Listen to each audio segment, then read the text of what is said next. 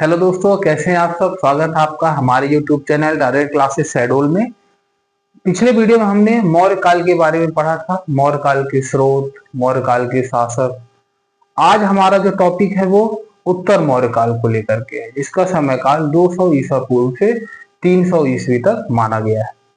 इसमें हम पढ़ने वाले हैं इसके स्रोतों के बारे में, विदेशी शासक राजवंश कौन कौन से थे, मध्य एशिया और उत्तर भारत के बीच जो संपर्क हुए इसका क्या महत्व था, स्वदेशी राजवंश पढ़ेंगे जिनमें शुंग है, कणव है, चेदी है, सातवाहन है, और उत्तर मौर्य युग के महत्व के बारे में पढ़ेंगे। तो चलिए हम शुरुआत करते हैं वीडियो को आप ज्यादा से ज्यादा शेयर करें और सब्सक्राइब करना बिल्कुल ना भूलें, ताकि ये वीडियो जो है बहुत सारे लोगों तक पहुंच पाए। तो चलिए वीडियो को शुरू करते हैं। 187 ईसा पूर्व में मौर्य शासन के पतन ने भारतीय उपमहाद्वीप में कई शक्तियों के उद्भव का क्या किया, इन्होंने मार्ग प्रशस्त किया। मौर्यों के पतन से लेकर गुप्तों के उदय, जो दूसरी शताब्दी ईसा पूर्व से तीसरी शताब्दी ईस्वी तक की अवधि को भारतीय इतिहास में उत्तर मौर्य काल के रूप में जाना जाता है। क्लियर है? जिसमें दक्कन, मध्य भारत और पूर्वी भारत में मौर्यों को कई स्वदेशी शासकों ने, जैसे शुंग है, कणव है, गंगा घाटी के नागा है, कलिंग के चेदी हैं और सातवाहन राजवंश द्वारा क्या किया गया, इसको सफल बनाया गया। इस अवधि में मध्य एशिया में कई विदेशी राजवंश देखे गए, जैसे मान के चलिए इंडो ग्रीक है, शक है, स्काइथो पार्थियन है और कुषाण राजवंश है। क्लियर है? अब हम बात करेंगे यहाँ पर जो है कि कौन सा क्षेत्र और किस क्षेत्र में कौन से राजवंश जो है यहाँ पर शासन किए। तो क्षेत्र की अगर हम बात करें तो पहला क्षेत्र है उत्तर भारत का।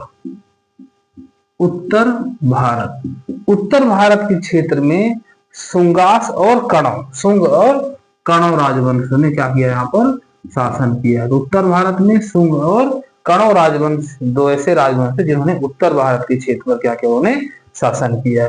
दूसरा है दक्कन, जिसको हम दक्कन के नाम से भी जानते हैं। तो दक्कन में जिन राजवंशों का शासन था वो था सातवाहन। याद रखिएगा, सातवाहन राजवंश का जो शासन था वो कहाँ था, दक्कन में था। शुंग और कणव का जो शासन था वो उत्तर भारत में था। फिर हम बात करेंगे दक्षिण भारत की, कि दक्षिण भारत में कौन कौन से राजवंश थे। तो दक्षिण भारत में चोल, चेर और पांड्य थे। चोल, चेर और पांड्य राजवंशों का शासन था। कहाँ था ये, दक्षिण भारत था। पूर्वी भारत मतलब वर्तमान का उड़ीसा का क्षेत्र। तो उड़ीसा में जो राजवंश थे वो थे चेदी।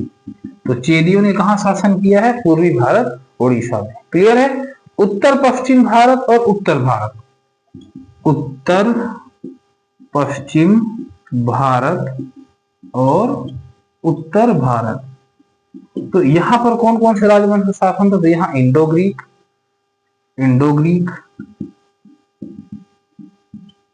और शक, इंडो ग्रीक, शक, पार्थियन, कुषाण, इंडो ग्रीक, शक, पार्थियन, कुषाण और कई आदिवासी गणराज्य जो थे, इन्होंने उत्तर पश्चिम भारत और उत्तर भारत पर शासन किया है। ठीक है, एक बार फिर से रिवाइज कर लेते हैं। उत्तर भारत में शुंग और कणव थे, दक्कन में सातवाहन वंश था, दक्षिण भारत में चोल, चेर और पांड्यों का शासन था, पूर्वी भारत में चेदियों का शासन था, उत्तर पश्चिम भारत और उत्तर भारत में इंडो ग्रीक, शक, पार्थियन, कुषाण और कई आदिवासी गणराज्यों का यहाँ पर शासन था। तो क्षेत्र की बात की जाए तो क्षेत्रों में यहाँ पर जो बाएं तरफ लिखा हुआ है और राजवंश जो है दाएं तरफ लिखा हुआ है। क्लियर है? अब हम बात करेंगे उनके स्रोत की। तो शुरू से हम पढ़ते आ रहे हैं कि जो स्रोत होते हैं वो दो प्रकार से होते हैं, एक साहित्यिक स्रोत होता है, दूसरा पुरातात्विक स्रोत होता है। तो साहित्यिक स्रोतों की अगर बात की जाए, खास करके उत्तर मौर्य काल की, तो जातक में इस काल के सामान्य लोगों, व्यापारी और यात्रियों की कई कहानियां हैं। पाली उपनिषद जो पाली ग्रंथ है, इसमें मिलिंदपना मतलब मिलिंद के प्रश्न और यवन राजा मेनेंडर और इस काल के बौद्ध धर्म के बारे में जानकारी देता है। आगे बढ़ते हैं। तो चीन के शुरुआती हान और बाद में हान राजवंशों के इतिहास, युग या कुषाणों के प्रारंभिक इतिहास पर क्या करता है, पर्याप्त जानकारी प्रदान करता है। ठीक है, फिर बात करेंगे हम पुराण और महाकाव्य जो रहे हैं, तो इस अवधि के प्रारंभिक हिंदू पंथों और धार्मिक प्रथाओं के उद्भव की क्या करता है, जानकारी का एक समृद्ध स्रोत है। क्लियर है। जो बाद के धर्म सूत्र और स्मृतियां आई, जैसे मानव धर्म शास्त्र है जिसमें आमतौर पर मनुस्मृति के रूप में संदर्भित है, और याज्ञवल्क्य की स्मृति जिसमें ब्राह्मणवादी प्रवचनों का ये क्या करते हैं, प्रतिनिधित्व करते हैं। इनके माध्यम से हम उनके समय के समाज की क्या करते हैं, झलक प्राप्त करते हैं, है ना। ठीक है, तो यहाँ पर क्या हो रहा है कि धर्म सूत्र और स्मृतियों से भी समय काल की जानकारी हमको प्राप्त होती है। बात करें अन्य स्रोतों की, तो पतंजलि का जो महाभाष्य है, दिव्य वरदान है, पुराण है, कालिदास का मालविकाग्निमित्रम है, बाणभट्ट का हर्षचरित है, और गार्गी संहिता भी इस काल के क्या है, प्रमुख स्रोत है जिनसे हमें उत्तर मौर्य की जानकारी प्राप्त होती है। फिर अगला बात करेंगे हम ग्रीको रोमन ग्रंथ की। तो इन्हें सामूहिक रूप से शास्त्रीय वर्णन के रूप में जाना जाता है। इसे ग्रीको रोमन ग्रंथ को क्या किया जाता है, सामूहिक रूप से शास्त्रीय ग्रंथ या वर्णन के रूप में जाना जाता है, और इसमें स्ट्रेचो और प्लिनी के क्या है, काम शामिल है। तो इसमें स्ट्रेचो और प्लिनी के जो लिखी हुई किताबें हैं, इन्होंने इस समय जो है इसमें काफी फोकस किया और ऐसी किताबें लिखी जो उत्तर मौर्य काल के बारे में जानकारी प्रदान करती है। अब स्ट्रेबो की हम बात करें तो इनकी पुस्तक है ज्योग्राफिका। स्ट्रेबो की अगर बात करें तो इनकी किताब क्या है, ज्योग्राफिका। अब इनकी जो किताब ज्योग्राफिका है, इसमें भारत के भूगोल, सामाजिक, आर्थिक और धार्मिक स्थितियों के बारे में क्या किया गया है, वर्णित किया। क्लियर है। तो ज्योग्राफिका में जो किसकी लिखी हुई किताब है वो है स्ट्रेबो की। इन्होंने भारत के भूगोल, सामाजिक, आर्थिक और धार्मिक स्थितियों क्या क्या इन्होंने वर्णन किया है। प्लिनी की किताब है नेचुरलिस हिस्टोरिका। नेचुरलिस हिस्टोरिका ये किसी किताब है, ये किताब है प्लिनी। इन्होंने इस किताब में इटली और भारत के बीच व्यापार में क्या किया है, अंतर्दृष्टि प्रदान किया है। तो स्ट्रेबो की जो ज्योग्राफिका है, इसमें भारत के भूगोल, समाज, आर्थिक और धार्मिक के बारे में बताया गया है, स्थितियों के बारे में बताया गया है। और प्लिनी की जो किताब है नेचुरलिस हिस्टोरिका, इसमें इटली और भारत के बीच व्यापार के बारे में इसमें बताया गया। अब हम बात करेंगे गैर साहित्यिक स्रोतों की। तो गैर साहित्यिक स्रोतों पहला है शिलालेख। शिलालेख में गांधार में खरोष्ठी लिपि में लिखे गए शिलालेख बड़ी संख्या में क्या किए गए हैं, पाए गए हैं, और मध्य एशिया से कई खरोष्ठी दस्तावेज बरामद किए गए।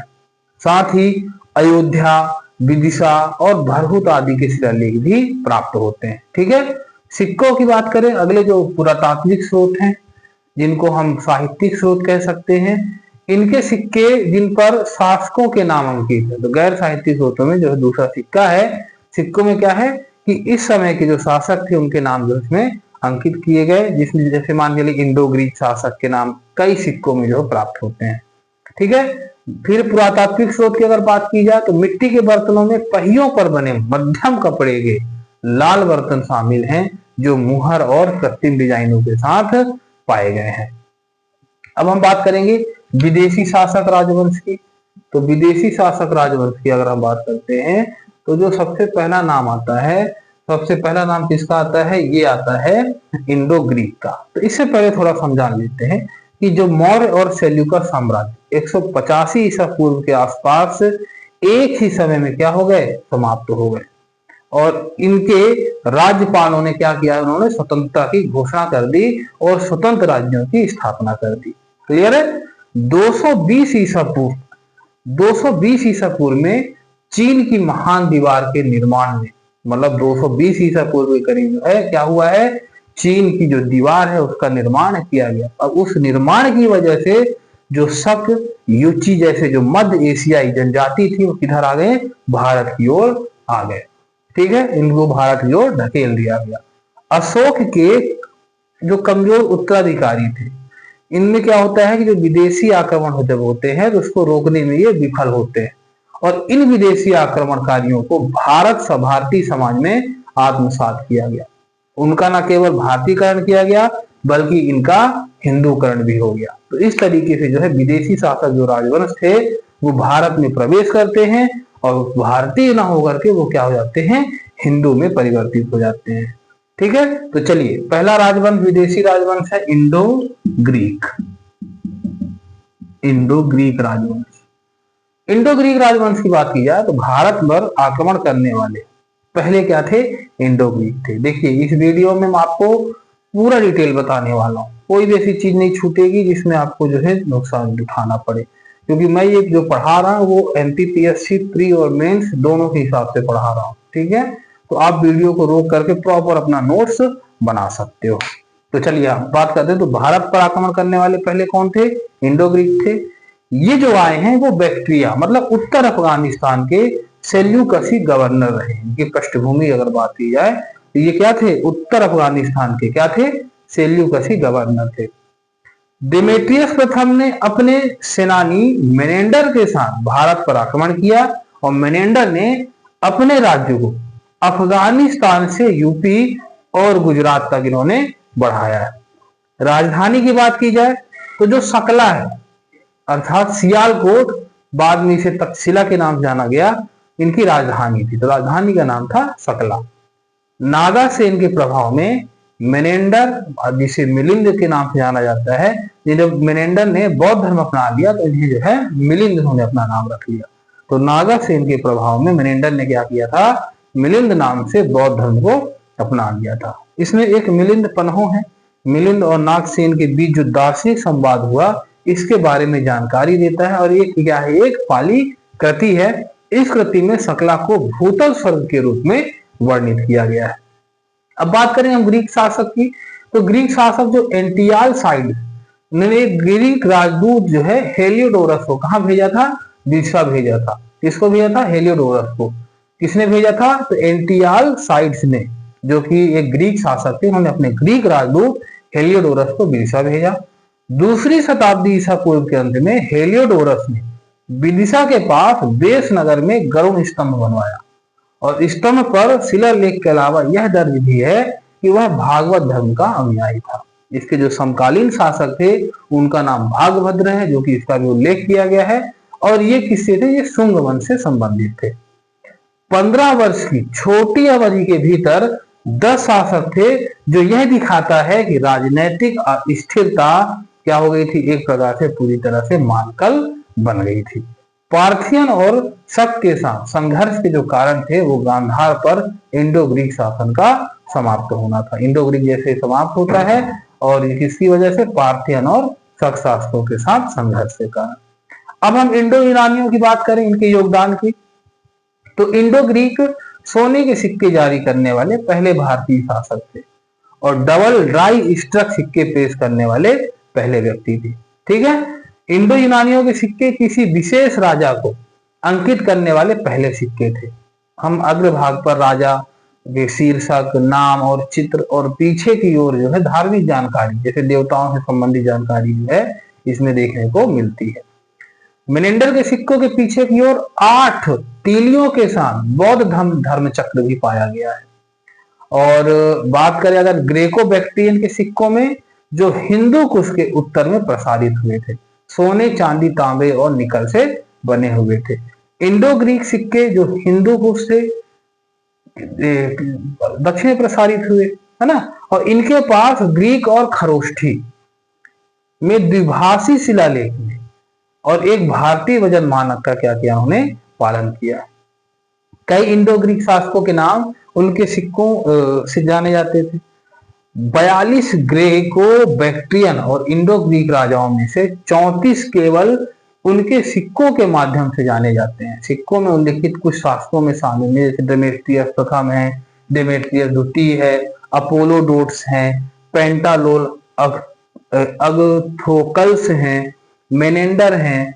तो जो विद्वानों द्वारा प्रस्तावित राजाओं का अनुक्रम, जमाखोरी की संरचना, ओवर स्ट्राइक, मोनोग्राम पैटर्न, सिक्कों के भौगोलिक वितरण और शैलीगत विशेषताओं पर क्या हुए, ये आधारित पाए गए हैं। अपेक्षाकृत कम समय के भीतर राजाओं की बड़ी संख्या से पता चलता है कि उनमें से कुछ ने समवर्ती रूप से शासन किया होगा। तो इस तरीके से जो है इंडो ग्रीक के बारे में जानकारी हमको प्राप्त होती है। ज्योतिष और खगोल विज्ञान में ग्रीक प्रभाव देखा गया है। जैसे होरा शस्त्र शब्द ग्रीक मूल का है। ग्रीक प्रभाव के तहत कला और वास्तुकला की गांधार शैली भी विकसित की गई थी और इसका पहला शाही संरक्षक मेनेंडर था। कला और संस्कृति जो है, तो कला संस्कृति भी इसी समय फली फूली है, जो गांधार कला संस्कृति कहलाई है। तो इस तरीके से जो है इंडो ग्रीक की जानकारी आपके पास पूरी मानी चीजें बता दी है कि कब शुरुआत हुई, कहाँ से शुरुआत हुई। तो इनकी पृष्ठभूमि क्या थी, ये बैक्ट्रिया उत्तर अफगानिस्तान के सेल्यूकसी गवर्नर थे। और पहले इंडो ग्रीक जो भारत पर आक्रमण किए हैं, तो विदेशी राजवंशों में पहला कौन था, इंडो ग्रीक थे। ठीक है, डेमेट्रियस प्रथम और उसका जो सेनानी था मेनेंडर, इन्होंने पहले क्या किया था, भारत पर आक्रमण किया था और अपने साम्राज्य को अफगानिस्तान से यूपी और गुजरात तक इन्होंने बढ़ाया है। सकला इनकी राजधानी थी, जो बाद में तक्षशिला कहलाई। नागा सिंह के प्रभाव में इसी वंश के जो शासक थे मेनेंडर, जो सेनानी थे, उन्होंने क्या किया, मिलिंद नाम से बौद्ध धर्म अपना लिया। और इनकी एक बहुत ही चर्चित पुस्तक है मिलिंद पन्हो, जिसमें यह बताया गया कि जो नागसेन थे बौद्ध धर्म के और मिलिंद, इनके बीच में क्या संवाद हुआ, किस तरह से उन्होंने बौद्ध धर्म को उन्होंने अपनाया। और एंटियालासाइट्स जो ग्रीक शासक थे, उनका ग्रीक राजदूत हेलियोडोरस, जिन्होंने दिशा में किसका निर्माण कराया, गरुड़ स्तंभ का निर्माण कराया। और इसी समय से जो है भारत की राजनीति में अस्थिरता जो है बन गई। पार्थियन और शक के साथ संघर्ष हुआ। इंडो ग्रीक का शासन यहाँ से समाप्त होता है। इनके कई सिक्के पाए गए और सिक्कों में क्या होता था कि अग्र भाग में शीर्षक नाम और चित्र होता था और पीछे भाग में धार्मिक जानकारी, जैसे देवताओं से संबंधित जानकारी जो इसमें प्रदान की गई है। ज्योतिष खगोल विज्ञान की बात की जाए तो होरा शास्त्र जो शब्द है वो ग्रीक मूल का है। ठीक है, और कला संस्कृति जो है इस समय काफी फली फूली है, जिनमें जो प्रमुख जो कला थी वो गांधार शैली थी। जो वास्तुकला की बात की जाए तो कौन सी थी, गांधार शैली थी। तो इस तरीके से यहाँ पर ग्रीक, इंडो ग्रीक हम जो पूरा कंप्लीट करते हैं। अब अगले वीडियो में हम जानेंगे कि और कौन से विदेशी राजवंश थे जिन्होंने हमारे भारत पर शासन किया है। तो चलिए मिलते हैं नेक्स्ट वीडियो में। चैनल को सब्सक्राइब कर दीजिए और चैनल को शेयर करना बिल्कुल मत भूलें, ताकि बहुत लोगों के पास ये जानकारी पहुंच पाए, क्योंकि मैं आपको हर एक छोटी छोटी चीजों का ध्यान रखते हुए मैं उस पूरे टॉपिक में कवर कराने वाला हूँ। ठीक है, अब जो चीजें नहीं लिख रहा हूँ आप उसको वीडियो को रोक करके आप उसको नोट कर सकते हैं। ठीक है, चलिए मिलते हैं अगली वीडियो में। धन्यवाद।